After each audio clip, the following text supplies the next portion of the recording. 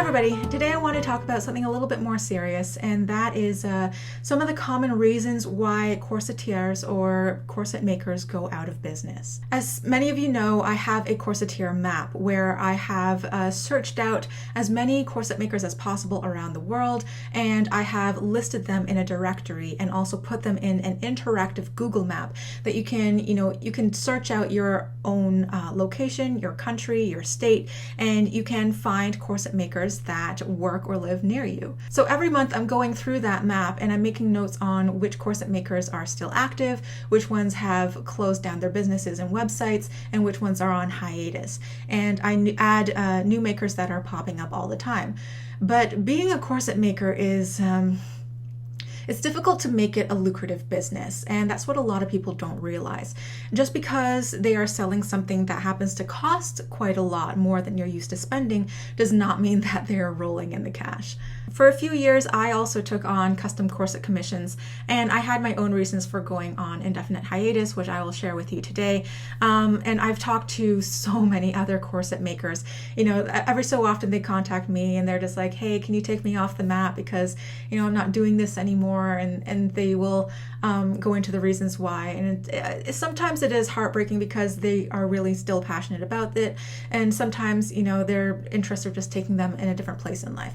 But while I cannot and will not go into the specific reasons why any one specific corset maker has gone out of business, because that would be betraying their confidence, what I can do is speak very generally about it and give you the most common reasons why so many go out of business. The first reason is that corset supplies are scarce and expensive as it is. So even before you start, you're already a little bit behind, because you have to do so much research and footwork to find the best quality products, and a lot of the time you are importing those in. And yes, you can get some bulk discounts, but those discounts aren't, they don't bring it down to, like pennies per corset. It's still quite a lot. And if you're making one corset at a time, then by the time you finish buying the coutil and the busk and the two-part grommets and the steel bones, it is coming up to around $50. And if you want to add lace and Swarovski crystals and other expensive embellishments on top of that, that could already put you into the hundreds before you have even, started cutting out the fabric. And then you have to put your time into it. Many corset makers end up supplement their corset making by creating accessories. Like corset liners are simple and they're fast to make, as well as storage bags. And you can get matching boleros or dresses or other outfits that complement the corset, go well with them. And these have much less investment in materials because they are easily sourced. And they're also faster to make, which goes into the second reason why so many corset makers go out of business, is that they take a long time and special skills to make. There's a huge learning curve. So already by the time you are skilled enough to make a professional corset for other people, you have been investing thousands and thousands and thousands of hours into your craft. And yes, for most people, this is a labor of love. But just to go into the investment that goes into making a corset, let's compare it to making a dress. So somebody can go out and buy 2 yards of fabric for $20. They can make a dress out of it in 2 hours and sell it for $50. So, 50 minus 20 is $30. That sewist or dressmaker has just paid themselves $15 an hour. Many people wouldn't bat an eye at that. And actually that would probably be, relatively cheap if you were to look on Etsy for homemade dresses. But if you were to buy corset materials for $50 and you spend 20 hours making a corset, if you paid yourself by the same hourly rate, $15 an hour, that corset is a minimum of $350. And there are so many people who are simply not willing to pay that. And there are many budding corset makers on Etsy, for instance, who are, they haven't quite perfected their craft yet. And so they are offering made-to-measure corsets at discounted rates because they understand that there might be a flaw or two in them. And this competitive pricing can push down corset prices more, so that some makers are paying themselves less than minimum wage.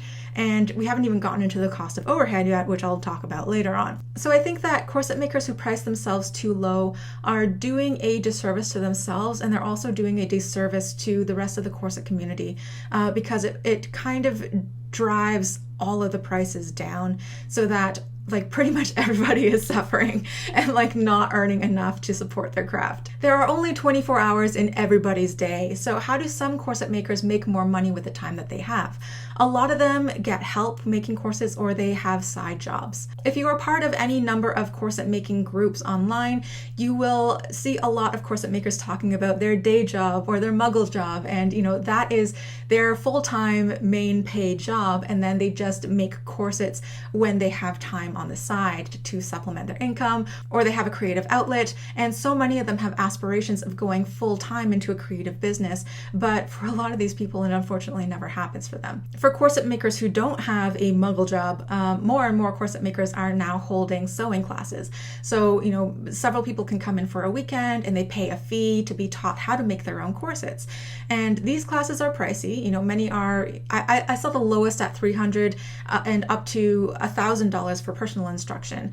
And it's a way for makers to supplement their income and take a break from, being behind the sewing machine for hours and hours a day. And at the same time, they get to share their passion and their skills with other people so that they can be inspired to make their own corsets too. And depending on the laws where each corset maker lives and how they personally feel about it, some corset makers do take on unpaid interns to help out like once a week or a couple of times a week. So the intern learns how to make corsets for free without having to pay for a one-on-one class. And in return, the maker gets essentially unpaid labor because the intern will be perfecting their craft by actually working on the corsetier's commissions. And some fashion design schools allow a semester of free study or co-op experience or unpaid internship, which can help local designers because at the same time, every single year, flocks of students are looking for like corset making instruction and they need to get their minimum hours filled. So I do know of at least one off-the-rack corset company based in the US who uses fashion students to keep their corset prices down. Or of course, there is calling on family and friends. I know of so many corset makers that ask their husbands and siblings for help, even if it's just tipping bones or setting the grommets. And I know of some corset makers who hire virtual assistants to take care of, say, customer service and admin, which frees up more time for them to, keep sewing. And this is also good because sometimes just because you're good at making corsets does not mean that you're the greatest at customer service. Moving on, many corset makers also supplement their income by going the way of ready-to-wear corsets. So after a few years of doing, hundreds or thousands of custom fit corsets, they'll find that their customer base tends to have like a certain average of measurements for proportions in their clients. By having a corset pattern that will approximately fit most people, they can then start batching out their corsets and making them in bulk, which is much more efficient on time compared to custom corsets. It means you can cut out several corsets at the same time. You can stock up on the same length bones instead of having to cut them all individually. And you don't have to waste time switching tasks. Some corset makers, if they're lucky, they can expand and they can hire a team to make corsets kind of in an assembly line. So even if they're paying their team a fair hourly rate, because they have specialized machinery and people have specific skills, everybody is, getting really fast and efficient at their jobs, everything goes smoother and faster. But of course, that special machinery comes at a hefty price, and training those workers takes time and money too. Oftentimes when a corset maker has come to me and told me that they just completely burnt out and stopped making corsets, it's because they were working alone for so long, sometimes over 10 years without any help whatsoever. They're doing all the labor and admin themselves. Third reason why some corset makers go out of business is because making corsets is a full body workout. It's a very labor intensive process. Some people have gone into making corsets because they had back issues or they have a pain disorder that the corset helps with, but they were not able to afford their own custom corsets, so they learned how to make corsets themselves. And as they got better and better at it, they were able to help other people with their issues as well. But if you have chronic health issues and you're also making corsets over 12 hours a day, 6 days a week, your body's gonna burn out. Whether it's cutting fabric on the floor, cutting and grinding bones, hammering or pressing grommets, or even spending hours upon hours in front of the sewing machine, kind of not moving. It is very labor intensive. It can cause injuries if you're not prioritizing the ergonomics of your work area. After my car accident in 2014, I suffered debilitating back pain and neck flare-ups. I was not able to sew for long periods anymore because my head just could not take my neck craning down for that long anymore.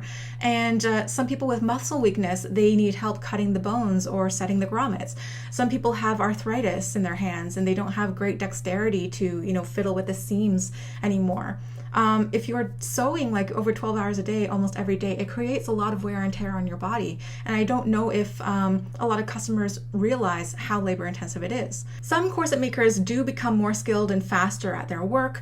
If you're making ready to wear corsets, I think many corset makers can cut that down to maybe about 6 hours per corset on average. But of course, they are working with better equipment and more ergonomic equipment, things that make their job easier. Maybe they will go from a hand setter to a table press and then move up to like a foot press eventually.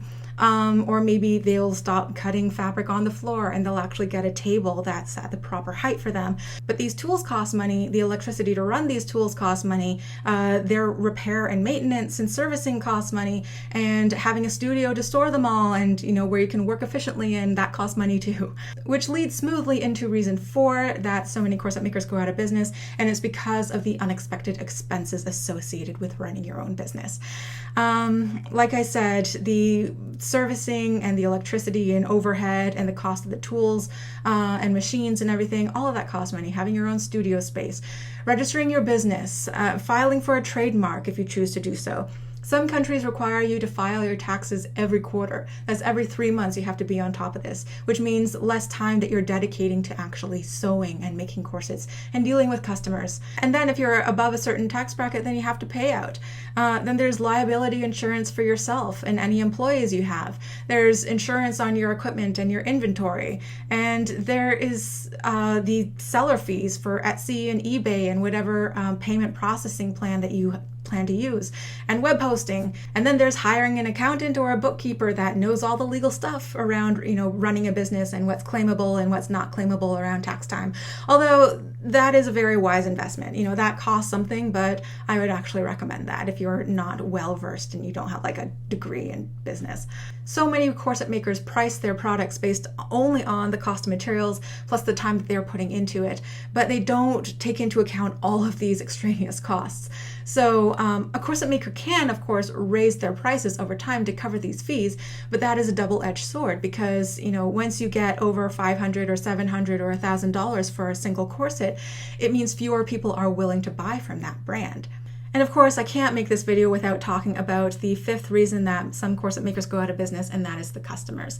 So some people have called me the ambassador between corset makers and corset wearers because my mission is to, improve the communication, raise the bar of standards on, certain quality in corsets, and help corset makers understand what clients want and vice versa. Now, when I started making corsets for myself, it was mostly a creative outlet.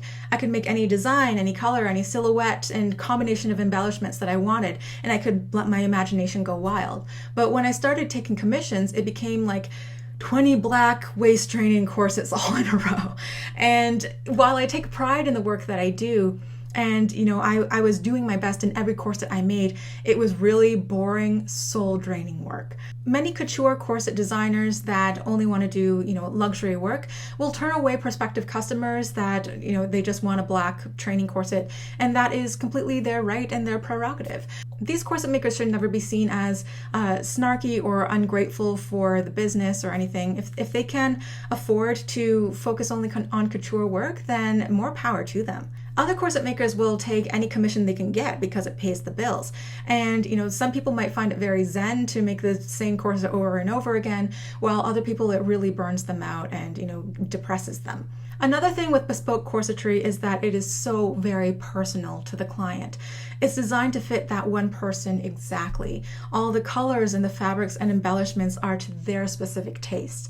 And if it's not 110% to the customer standard, that is the difference between getting paid and not getting paid. And depending on a corset maker's customer service skills and PR skills, one really bad review can completely ruin a maker's reputation and put them out of business. I've been really lucky to speak with some really well-established corset makers, people who have owned their own corset companies for more than 20 years.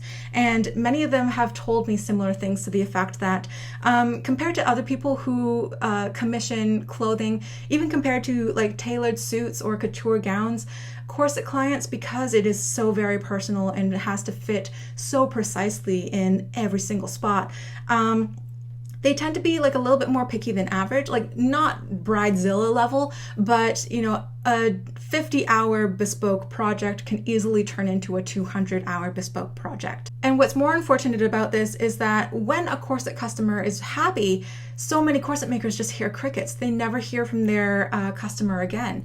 They only hear from customers when they're unhappy about something. Let's say a corsetier sells 50 corsets on Etsy and 48 of their customers are happy. 2 customers are unhappy and both of them leave 1-star reviews, ranting and raving.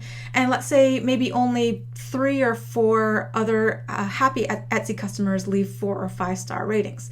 That still makes their Etsy rating look really spotty. And even in reality, they have like 90% or 95% happy customers.